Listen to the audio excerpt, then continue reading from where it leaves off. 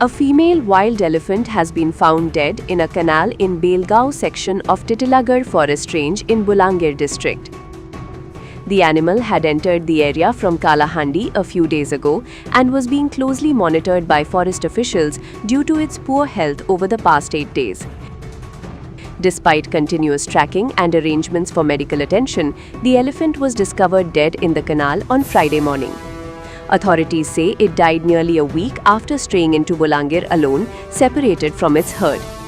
Assistant Conservator of Forests and Deputy Forest Officer of Titilagarh Range are at the site conducting investigations to determine the exact cause of death.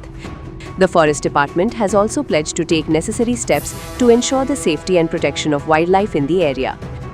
Worth mentioning, a total of 136 elephants have died in Odisha over the past 1.5 years due to various causes, with electrocution emerging as the leading cause behind it.